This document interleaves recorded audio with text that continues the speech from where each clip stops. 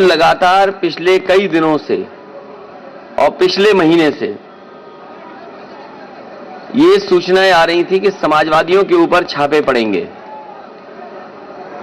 कई बार अखबारों में भी छोटी छोटी बड़ी बड़ी खबरें पढ़ने को मिलती थीं कि समाजवादी लोगों के यहां छापे पड़ेंगे,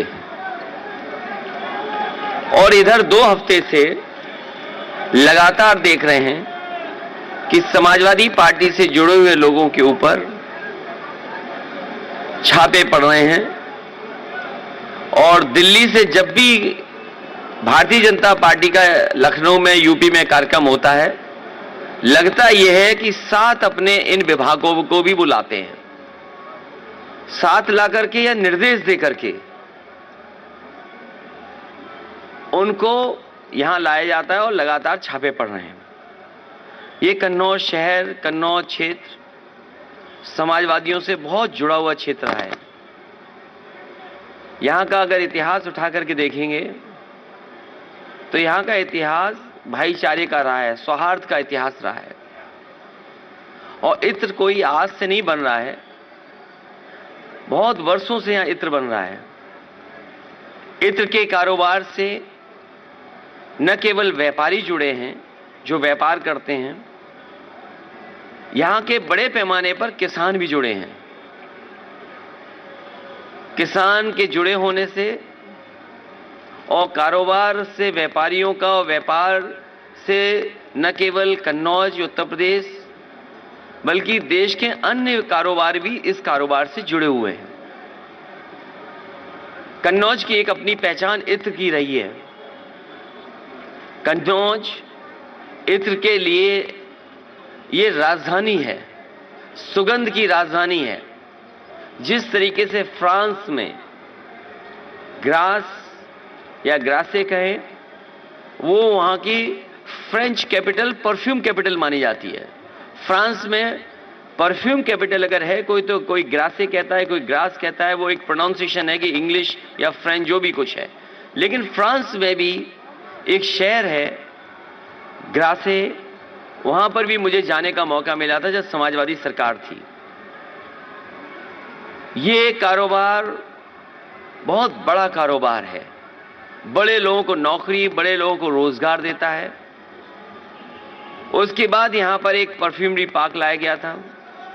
समाजवादी सरकार में उसके लिए बजट दिया गया था, जमीन दे दी गई थी और कोशिश थी कि वो परफ्यूमरी पार्क यहां बन जाए।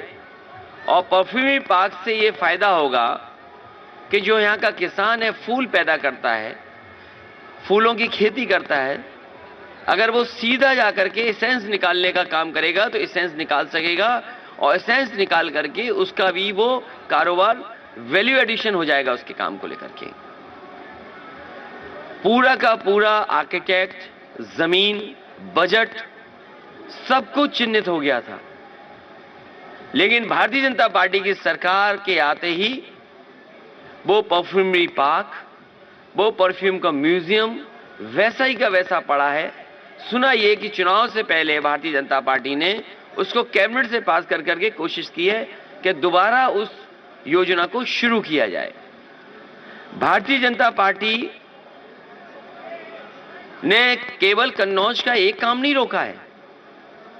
यहां जितने भी समाजवादी सरकार में काम हो रहे थे वो सब काम रोक दिए। यहां पर पहला उत्तर प्रदेश का सरकार का, अपनी सरकार की पराग का काऊ मिल्क प्लांट लगा था।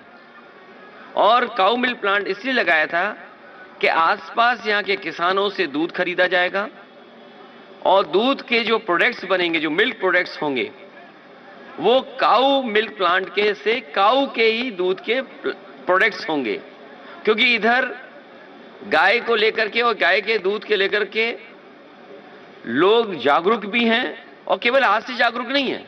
यहां जितने भी गरीब लोग बैठे हैं, किसान बैठे हैं, गांव के लोग बैठे हैं, वो जानते हैं कि अगर दिमाग को और अपने आप को स्वस्थ रखना है, शरीर स्वस्थ रखना है, तो गाय का दूध ज्यादा पीजिए। ये भारतीय जनता पार्टी वालों ने काऊ मिल्क प्लांट के वे सत्यानाश कर दिया है। और मैंने ये कहा था कि काऊ मिल्क का अगर हमें 4 रुपया भी ज़्यादा देना पड़ेगा तो हम किसानों को 4 रुपया देंगे ज़्यादा, जिससे कि गाय बढ़ जाए और उसका मिल्क भी बढ़ जाए। यहाँ पर परफ्यूम का कोर्स शुरू करने के लिए, क्योंकि परफ्यूमरी एक बड़ी इंडस्ट्री है, इंजीनियरिंग कॉलेज बन रहा था जिसमें कि परफ्यूमरी पर एक कोर्स होता।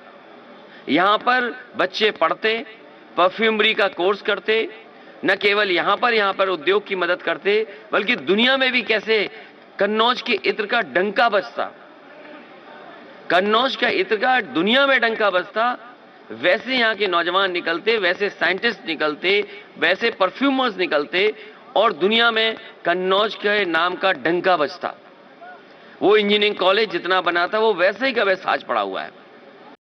ऐसे ही कुछ और यूजफुल वीडियोस के लिए सब्सक्राइब कीजिए हमारा चैनल महानगर मेल न्यूज और इन वीडियोस को अपने दोस्तों से शेयर करना ना भूलें। लाइक जरूर करें और साथ ही प्रेस करें बेल आइकन ताकि आपको मिल सके हमारे हर नए वीडियो का नोटिफिकेशन।